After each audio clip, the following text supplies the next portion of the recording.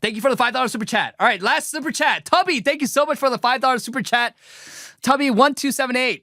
What do you think is behind the low birth rates? It's going to be deeper than just not being able to afford kids. Yes. Thanks. Great question. I do think it's a combination of a lot of things, a lot of issues. It's a multifaceted issue, like a lot of people say when they're trying to be nuanced and try to act nuanced. I think a big proponent of it is materialism. And the biggest issue is because the status symbol for women in the past, not only in the West, but in America, in Korea, has always been the amount of children you have. So the amount of children you have, your fertility was inherently tied to your status as a woman in society. So if you were able to have a good amount of children, people are like, wow, like that's awesome. I want to be like you.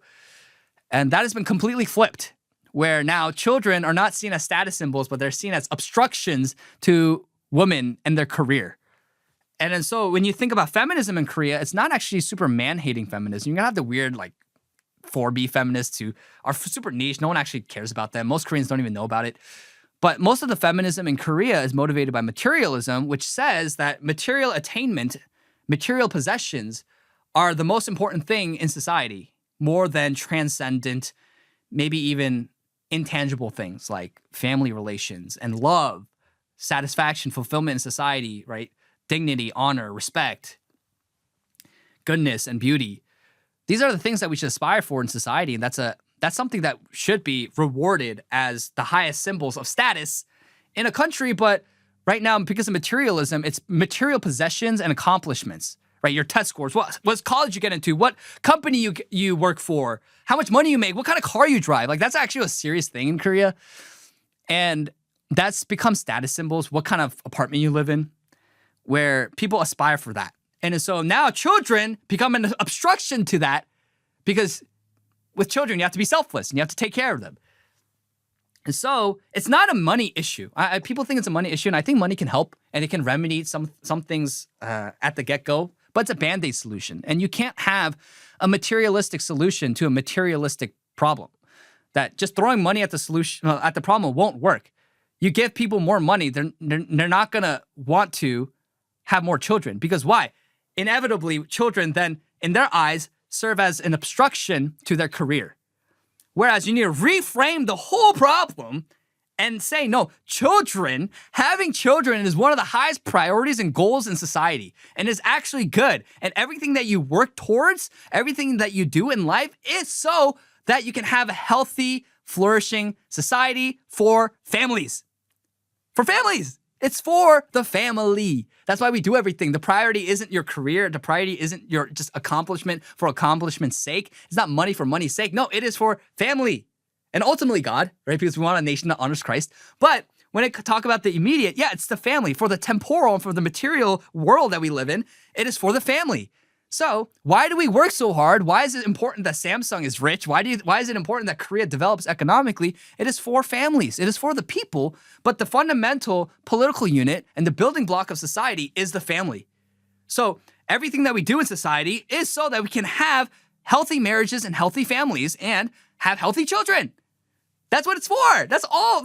If that's not the objective, then what is the objective? Like seriously, what is the objective? There is no objective. Because why? You can't take any of that when you die. You will not take any of it. But the only thing that you can have as a lasting legacy for most people, unless you're like one of the great leaders of Korea, most people, the only lasting legacy you'll have is your children and your offspring and their children's children. That is the most important legacy that you can leave behind and the thing that you can create in society. So all of Korean society has to flip and then make family values great again and to love childbearing and have that be the status symbol for women, not career, not attainment, what company you work for. If you're like a CEO of a company and you're an entrepreneur as a woman, no, the goal should be having children. And that should be rewarded accordingly in social standing and economic standing and even maybe even like, you know, politically, like, hey, like, look at these women, and then so their families. Now, I don't believe like women should be leaders in politics, but yeah, like, oh, look at the wife of this politician has so many children. He is someone who we should aspire to. There's Kim Min-soo of the People Power Party, who is, what's it called? he has like 5 children. It's like, I think that's good. Like we should elevate him more versus people like, God bless his soul, President Yoon, who I think what's happened to him is really unfortunate, but he didn't have any children. He doesn't have any children. Like, is that the kind of leaders that we want to elevate in Korean society? I don't think so. And then so that's all in the Korean context. I think in the American context, I think it's a little different. And I'll just say this for the American context, is that because a lot of Americans felt like their country was being robbed from them and underneath them, the rug was being pulled. So they're like, what's the point of having families?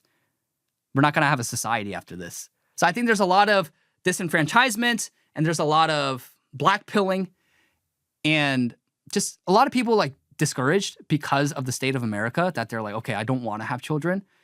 But I don't think it's really necessarily a money issue necessarily because it's a culture issue, it's a status issue. And if you continuously tell women that their greatest priority is to be a boss babe instead of having children, get married, have children, then yes, inevitably, you're just going to have low birth rates. That's why it's not a money issue because the poorest countries have the highest birth rates. So it's clearly a culture and status issue. And that's how we have to reframe the issue. It's not just money. Like, of course, we want people to be able to have a family on one income, one median income. They should be able to afford a home, have children, roof over their heads, food on the table. We all want that. That's a goal that we should move towards. But that's not the only solution, and that's not the sole problem. In my opinion, money is not the sole problem. It is a status and it is a culture thing.